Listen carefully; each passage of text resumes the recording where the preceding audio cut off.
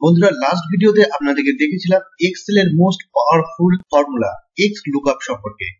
XLOOKUP সম্পর্কে আপনাদেরকে এক্সাম্পলের মাধ্যমে আপনাদেরকে দেখিয়েছিলাম কিভাবে XLOOKUP, একদিকে যেমন VLOOKUP, HLOOKUP এবং টু ওয়ে লুকআপ, এই প্রতিটারই রিপ্লেসে আমি শুধুমাত্র XLOOKUP দিয়ে আমরা কি করে কাজ করতে পারি আর খুব সহজ ভাবে আপনাদেরকে দেখিয়েছিলাম।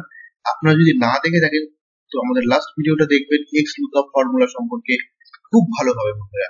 তবে একটা সমস্যা হলো XLOOKUP ফর্মুলা কিন্তু অফিস 2007 এবং 2013-19 পর্যন্ত ইনবিল্ট না, মানে এমনি থেকেই আসবে না।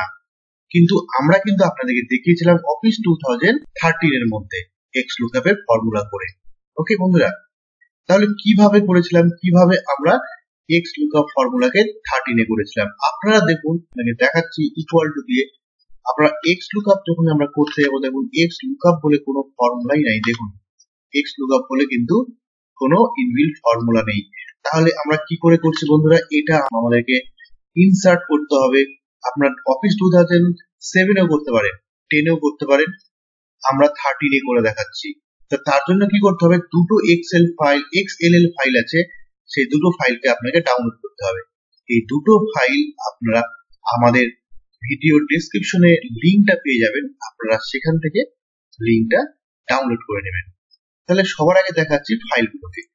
দেখুন এই যে দুটো ফাইল, একটা হচ্ছে 32 বিট, একটা হচ্ছে 64 বিট। আপনার কম্পিউটার যদি 32 বিট হয় তাহলে 32 বিট ফাইলটা আপনার কাজে লাগবে, 64 বিট হয় তাহলে 64 বিট কাজে লাগবে। আমরা দুটোই ফাইল আমাদের ডেসক্রিপশন বক্সের লিংকটা দিয়ে দিলাম, আপনারা যেটা আপনার কাজে লাগবে সেটা আপনারা ডাউনলোড করে নেবেন। ওকে, তাহলে এই ফাইলগুলো হচ্ছে XLL ফাইল। ওকে বন্ধুরা, এবার আপনারা কি করব, আপনার কম্পিউটার 32 বা 64 দেখবেন কি করে, সোজা চলে যাবেন মাই কম্পিউটারে, রাইট ক্লিক করবেন, প্রপার্টিতে চলে যাবেন।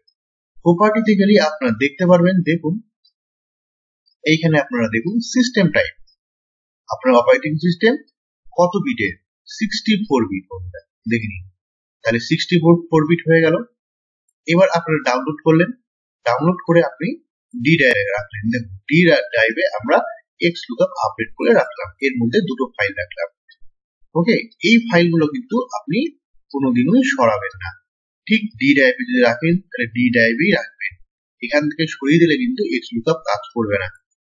এইবার আপনারা চলে যান এক্সেল ফাইলের মধ্যে। ওকে, এক্সেল ফাইল থেকে সোজা চলে যাবো কোথায়, ফাইল, ফাইল থেকে চলে যাবো, দেখুন এখানে অপশন বলে অপশন আছে, অপশনে ক্লিক করলাম।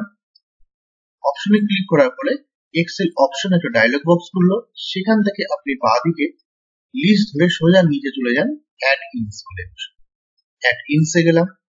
সেখানে দেখুন এক্সেল অ্যাড ইনস বলে অপশন আছে, এখানে অনেকগুলো আছে, তার মধ্যে এক্সেল অ্যাড ইনস সিলেক্ট করবেন, গোতে ক্লিক করবেন। ওকে, গোতে ক্লিক করার পরে এইবার আপনারা কি করবেন, আমার দেখুন এখানে অলরেডি আছে, ফাইলটা আমার নেওয়া আছে। তো আপনি কি করবেন, আপনি ব্রাউজে যাবেন, প্রথমে কিন্তু থাকবে না, ব্রাউজে যাওয়ার পরে আপনি ওই ফাইলটাকে দেখবেন কোথায় আছে। এই যে আমার এখানে আছে, দেখুন এখান থেকে আপনার কোনটা লাগবে, 64 বিট, ক্লিক করে ওকে করে দেবেন। ওকে করার পর আপনি, আমার ওকে করা আছে, ওকে করার পরে এবার এই লিস্টের মধ্যে চলে আসবে, সেখান থেকে চেক বক্সে আপনি ক্লিক করে দেবেন, ক্লিক করে দিয়ে চেক বক্সে ক্লিক করে দিয়ে ওকে করে দেবেন।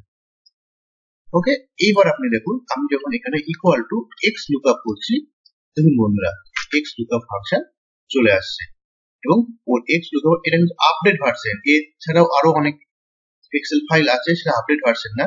এখানে দেখুন ইফ নট ফাউন্ড এই অপশনটা কিন্তু পুরাতন ভার্সনে নাই, ইফ নট ফাউন্ড এই অপশনটা কিন্তু নতুন ভার্সনে আছে, তার মানে এটা নতুন ভার্সন। ওকে বন্ধুরা, তো এইভাবে আমরা XLOOKUP ফর্মুলাকে আমাদের এক্সেল এর পুরনো ভার্সন গুলোতে আমরা নিয়ে আসতে পারবো। আর অফিস 2021 বা 23 তে কিন্তু ইনবিল্ট আছে, সেখান থেকে আপনাদের এই প্রবলেমটা হবে না, কিন্তু তার আগের গুলোতে আপনাকে এইভাবে এক্সেল এর মধ্যে নিয়ে আসতে হবে। তো বন্ধুরা, আজকের ভিডিও যদি ভালো লেগে থাকে অবশ্যই লাইক, শেয়ার এন্ড সাবস্ক্রাইব করে দিবেন।